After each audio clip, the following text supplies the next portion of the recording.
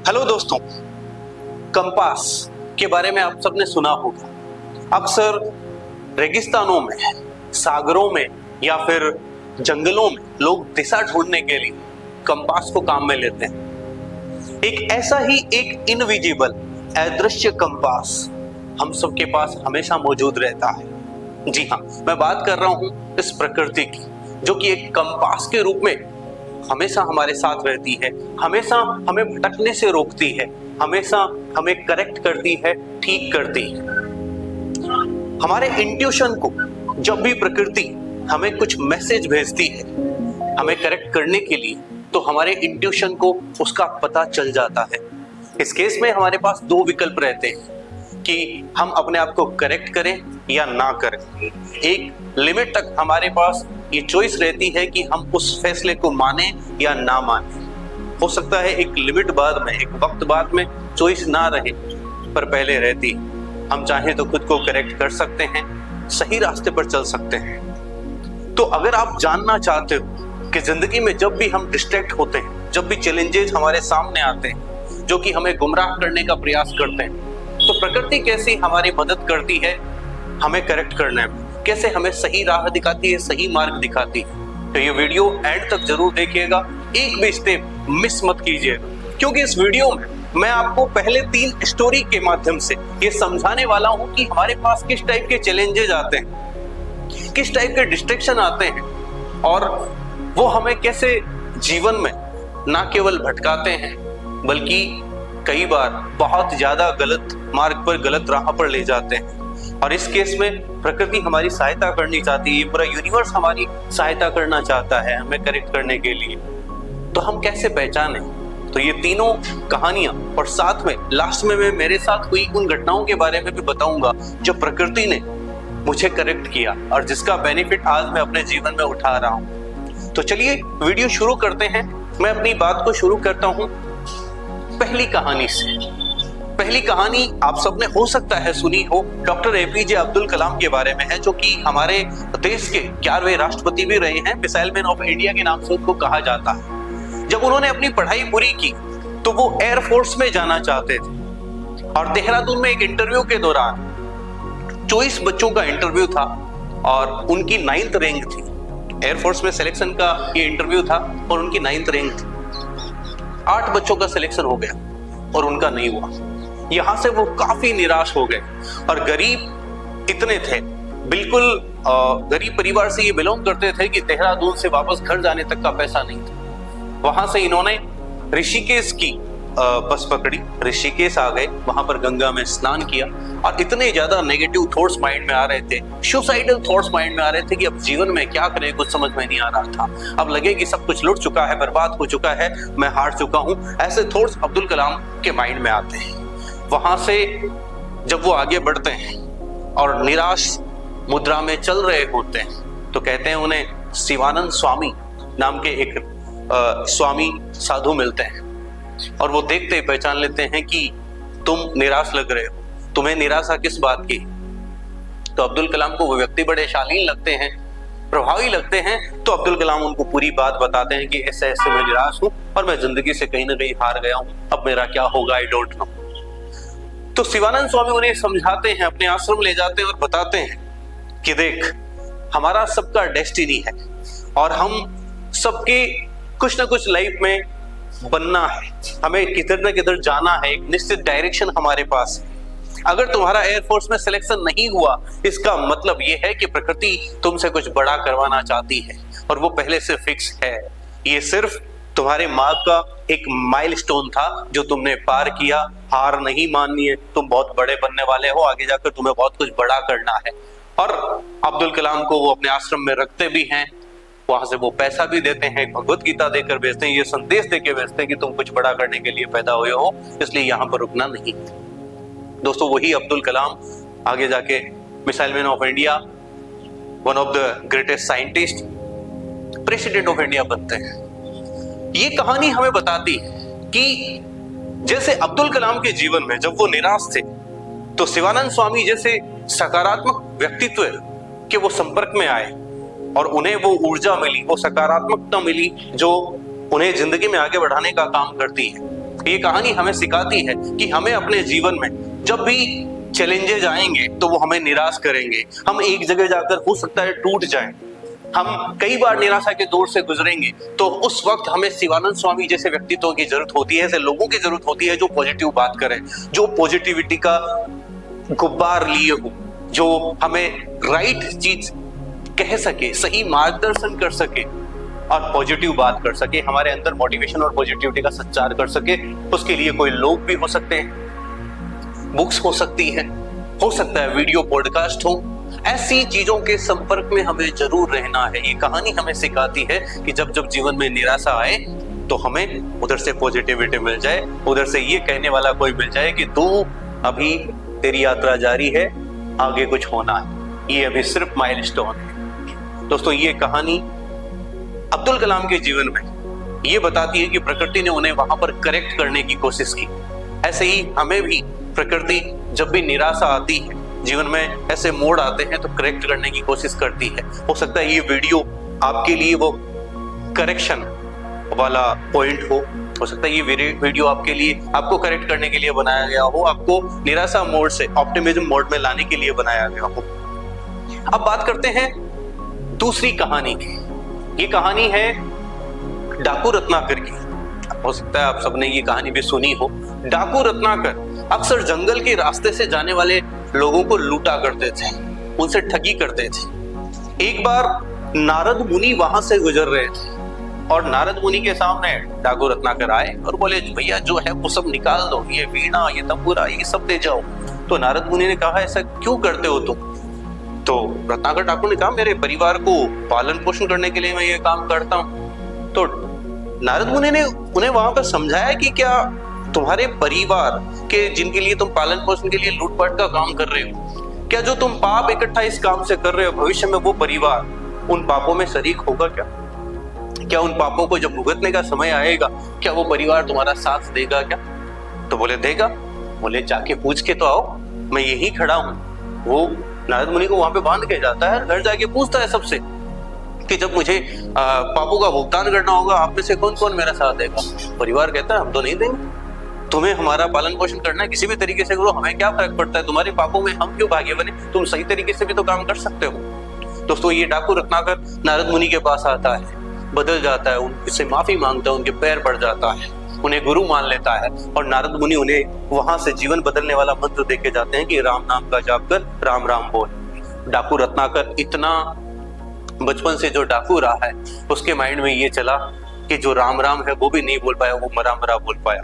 लेकिन वहां पे एक जगह बैठ जाता है, साधना करता है, मरा मरा कर जाप करता है। और एक दिन ऐसा आता है कि डाकू रत्नाकर कई सालों बाद में अपनी साधना से ब्रह्मा जी को आने पर मजबूर कर देता है। ब्रह्मा जी प्रकट होते हैं, क्योंकि इतने सालों की साधना से उसके शरीर पर दीमकों और चींटियों के द्वारा घर बनाया जा चुका होता है। वो पूरा शरीर उसका चींटियों और दीमकों का घर बन जाता है। वो जिसे वल्मिक कहते हैं, उनके जो बाम्बी होती है, उनके जो घर होते हैं चींटियों और दीमकों के, उनको बाम्बी, उनको वल्मिक कहते हैं। तो ब्रह्मा जी उनका नाम वाल्मीकि निकाल देते हैं। दोस्तों, ऐसे डाकू रत्नाकर वाल्मीकि जैसे बड़े संत बन जाते हैं। ये कहानी हमें सिखाती है कि हमारे जीवन में कई बार हम ऐसी चीजों की ओर चले जाएंगे। जो डाकू रत्नाकर थे, वो बचपन से डाकू नहीं थे। वो कहते हैं कि ब्रह्मा जी के मानस पुत्र प्रचेता की संतान थे और वो किसी भील परिवार के द्वारा उनको चोरी कर लिया गया था, अपने परिवार में शामिल कर लिया गया था। उस परिवार का काम लूटपाट का था, तो कहीं ना कहीं वही उनके संस्कार में आ गया। तो वो बचपन से नहीं थे, उनको वो बाद में शामिल हो गए। तो ऐसे ही हम भी बचपन से किसी बुरी आदतों का शिकार नहीं होते हैं, लेकिन जैसे डाकू रत्नाकर के हिस्से में बुरी आदत आ गई चोरी करने के, ऐसे हमारे हिस्से में भी कई बार बहुत सारी बुरी आदतें आ जाती है। जैसे हो सकता है चोरी करना ही हो सकता है सिगरेट की ओर हमारा अटेंशन जाए, हो सकता है शराब की ओर जाए, हो सकता है किसी भी टाइप के नशे की ओर हम चले जाएं, जो कि हमारे लिए बुरा है, ना केवल फाइनेंशियली बल्कि सबसे बड़ा हमारी हेल्थ के लिए। और चोरी जैसे काम, बेईमानी जैसे काम हमारे कैरेक्टर के लिए बुरे हैं, जो जिंदगी में आगे जाकर हमें फंसाते हैं, हमें वो चीज हासिल नहीं करने देते जिसके लिए हम बने हैं। इसलिए ये कहानी हमें सिखाती है कि प्रकृति आपको किसी न किसी रूप में ऐसे लोग आपके सामने भेजेगी, ऐसी सिचुएशन, ऐसी परिस्थितियां आपके सामने क्रिएट करेगी, जिससे आपके पास ये मैसेज पहुंचेगी, ये जो तू कर रहा है, ये किसी भी टाइप का नशा या जो किसी भी टाइप का गलत काम, ये गलत है, सुधर जा, अभी मौका है। उस केस में हमारे पास दोनों चॉइस है, इसको कंटिन्यू रखने की, इसको रोकने की। अगर रोक देते हैं तो वहीं से हमारा जीवन बदलता है, और कंटिन्यू करने हैं तो आगे जाकर एक क्षण ऐसा आता है जब हमारे पास ये कंटिन्यू करने का ऑप्शन नहीं रहता है, मजबूरन प्रकृति हमसे वो छुड़वा देती है, हो सकता है जीवन लीला ही खत्म कर दे। तो हमें इस कहानी से ये समझ में आता है कि जब जब हम ऐसे मार्ग पर चले तो प्रकृति हमें करेक्ट करने की कोशिश करेगी, हमें उस मैसेज को पकड़ना है और राइट टाइम पर उस गलत आदत को छोड़ना है। अब तीसरी कहानी आपने रामायण में जरूर देखी होगी। जब लक्ष्मण जी बेहोश होते हैं तो हनुमान जी उनके लिए संजीवनी बूटी लाने द्रोणगिरी पर्वत की ओर जाते हैं। तो रावण इधर से अपने एक राक्षस कालनेमी को उनका रास्ता रोकने के लिए, रास्ते में बाधा क्रिएट करने के लिए भेजता है। कालनेमी जाता है, एक ऋषि का वेश धारण करता है, एक कुटिया बनाता है, एक झील बनाता है, और हनुमान जी जब रास्ते से जा रहे होते हैं तो वो ऋषि समझकर वहां पर पानी पीने के लिए रुकते हैं। तो वो ऋषि जो कि कालनेमी राक्षस था, वो उनकी आव भगत करता है, भले आपको पानी नहीं, आप तो स्नान करो, पहले मैं आपको गुरु की दीक्षा दूंगा। तो हनुमान जी स्नान करने झील में चले जाते हैं, पानी पीते हैं, स्नान करते हैं। स्नान करते वक्त एक मकड़ी यानी कि मादा मगरमच्छ से उनकी भेंट होती है। वो उनको मारना चाहती है, मारने के लिए टूट पड़ती है, लेकिन हनुमान जी उसको मार देते हैं। जो ही उस मकड़ी को मारते हैं तब वो मकड़ी एक अप्सरा में परिवर्तित हो जाती है, और हनुमान जी को सच्चाई बताती है कि ये राक्षस है, ये कोई ऋषि नहीं है जो तुम्हारे मार्ग में बाधा बनने के लिए तुम्हारा टाइम वेस्ट करने के लिए भी यहाँ पे आया है। और हनुमान जी उस कालनेमी राक्षस को मार देते हैं और बिना टाइम वेस्ट किए अपना आगे का काम करते हैं। दोस्तों, ये तीसरे टाइप के डिस्ट्रैक्शन, ये चैलेंजेस हमारी लाइफ में कालनेमी के रूप में आते हैं, जो होती तो बुराई है पर वो अच्छाई के भेष में आती है। यानी कि जब भी हम लाइफ में लक्ष्य की ओर बढ़ते हैं तब ये किस भेष में आती है? जैसे हो सकता है हमें उस वक्त नींद ज्यादा या आलस ज्यादा आने लग जाए, मजा आ रहा होता है उसमें, वो आती है, बुराई है, नींद लिमिटेड ठीक है, लेकिन एक्स्ट्रा आने लग जाए या आलस्य बहुत ज्यादा है, तो वो क्या है? कालनेमी है। जो बुराई अच्छाई के भेष में आई है, आपको अच्छी लग रही है, अट्रैक्ट कर रही है, लेकिन ये मान लेना कि ये कालनेमी है, इसको हटाओ, हमारे लक्ष्य के आड़े आ रही है। गॉसिपिंग, चर्चा करना, इधर उधर की बातें करना, बुराइयां करना, मसाले वाली चटकारेदारी बातें, ये सब क्या है? ये वही कालनेमी है जो आती तो अच्छाई का रूप लेकर है, लेकिन कालनेमी आपका वक्त बर्बाद करती है। वो मैसेजेस या वो प्रपोजल्स जो कहीं से आते हैं, I like you, You are my love and this and that, वो क्या है? यही कालनेमी है। ये नहीं कहता कि ऐसे लोग नहीं होते जो आपके रियल केयर करते हैं, लेकिन ज्यादातर जो ऐसे मैसेजेस, ऐसी चीजें जो आपके सामने आती है, वो वही कालनेमी आती है जो आपको लक्ष्य से, लाइफ से भटकाती है और आपको एक वक्त के लिए गुमराह कर देती है। तो ऐसी तमाम चीजें, जैसे फास्ट एंड जंक फूड, वो खाने में बड़ा अच्छा प्रिय लगता है, लेकिन वो क्या कर रहा है? वही कालनेमी है जो आपकी हेल्थ के साथ भविष्य में खिलवाड़ करेगा, आपका हेल्थ बर्बाद कर रहा है। कुछ कालनेमी वक्त बर्बाद करने के लिए, करियर बर्बाद करने के लिए, कुछ कालनेमी हेल्थ बर्बाद करने के लिए, कुछ माइंडसेट को गुमराह करने के लिए आते हैं। तो दोस्तों, इनसे बचना है।